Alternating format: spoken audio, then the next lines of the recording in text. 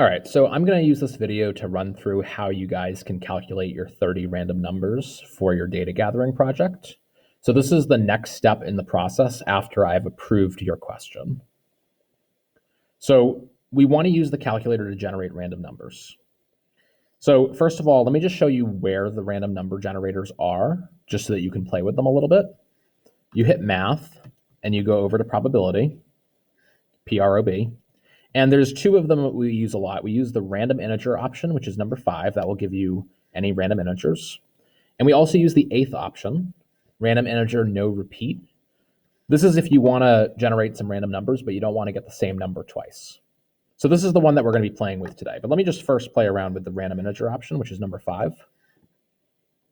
Your calculator might have this notation where it lets you pick, I want a number between 1 and 10. And how many numbers do I want? I want just one of them. I hit enter. Your calculator might not have had that lower upper thing. And if that was the case, then you might see something that looks like this, where you need to type in 1, 10, 1. So again, this means I'm going to pick one random number between 1 and 10. And I got a 5. You can just hit enter again if you want another number. There's an 8, there's a 1, there's a 4, et cetera, et cetera, et cetera. So that's your random number generator. Now, if I wanted to do more than one number at a time, I could do 1 to 10, but I want to know two numbers. So give me two numbers between 1 and 10. I got a 10 and a 3, an 8 and a 10, a 3 and a 4, a 1 and a 10, et cetera, et cetera, et cetera. So that's the idea for the random number generator. Now, let me clear this out. Now, there is an issue with your calculator that is important. If you've never used your random number generator before, let's just pretend that you just got a brand new calculator right out of the box, and so did everybody else in your class. We can actually reset the calculator to show what happens. I'm going to reset my calculator. If you don't want to have to reset your calculator because you have stuff saved on it, that's fine. But let me just show you real quick. You hit second and then the plus sign, which is really memory. And I can go down to reset. Reset all RAM. Yes, I actually want to reset my calculator. So I just cleared my calculator. So all the memory is gone. The calculator's random number generator is actually programmed to generate the same sequence of random numbers, depending on what you do with it. So if I go to the random number generator right now, and I say that I want to pick a number between 1 and 10, and I want just one number, and again, if you don't have that lower upper notation, you're just typing in 1, 10, 1, I guarantee you that the first number that I get right now is going to be a 10. The next number will also be a 10. The next number will be a 2, and then a 6. So anytime you reset your calculator and you look for one number between 1 and 10, you will always start with this sequence of numbers. And that would be true for any given scenario.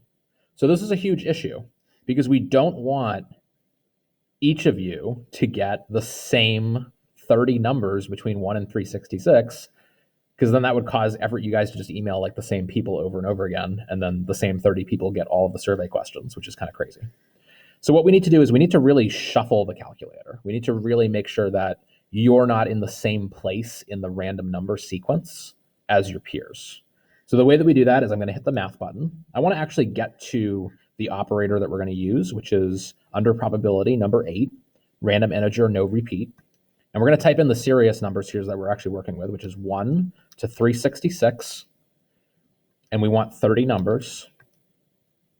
And what I'm going to do is I'm just going to hit enter on this a bunch of times. So there's my first set of 30 numbers. We could actually scroll to the right if we wanted to see all of them. Don't worry, there's going to be a nice way to sort them. But I'm not going to count that one. I'm just going to do this a bunch of times. There's another 30 numbers. Here's another 30 numbers, et cetera, et cetera. Just do it a bunch of times. Just keep hitting enter.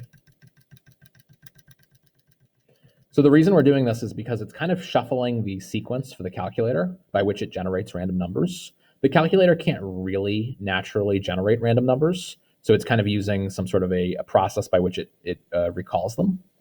But after you've done this a few times, hopefully you've done it a number of times that's different from all of your friends. Hopefully you've done other stuff on the calculator that's influenced the program. So now what I can do is now I can feel kind of assured that the next time I generate 30 random numbers, it will be a unique set of 30 numbers from the person sitting next to you. Okay. Now you saw the other issue though there as well, which was that it was really annoying to like read all of those numbers in the list like that. So we're going to do two things here. I'm going to hit the math button. I'm going to go over to probability. I'm going to choose that 8th option down, random integer, no repeat. This is the one that we want to use. This is the one that's going to count this time. Okay, this is the one that counts. Now I want 1 to 366 because the list of seniors has 366 seniors. We want 30 numbers, and because it's no repeat, we're not going to get the same number twice. That means you can't get like number 10 twice. I'm going to hit the paste button, or if your calculator didn't have that lower upper notation, you guys should see rand int no repeat, and you're manually typing in 1, 366, 30. The comma button is above the 7 if you've been looking for that. Look, I don't want this list to appear right now directly below because it's such a mess to read. It would be way easier if we could store it under one of the lists in our calculator. So you can actually do that. So the way you do that is where this cursor is blinking directly after the close parentheses, I'm going to hit the store button. The store button is to the left of the 1. It's this STO with the arrow. And what this is doing is it's going to take the 30 random numbers that we get and it's going to put them wherever you want on the calculator. So where do I want my 30 numbers to end up? I want to put them in L1. So how do we type in L1? We do second and then the number 1. I hit enter.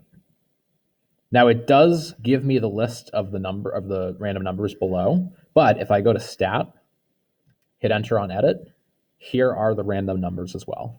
So these are my, oh look, I got number 1. That's cool. So these are my 30 random numbers that I just came up with. And now it's a little bit easier to read through them all. So I can go and look at number 44 and I could go to my list of seniors and see who the 44th person on the list was. Now we can even make it even easier than that because we know that we can put our list in order from least to greatest.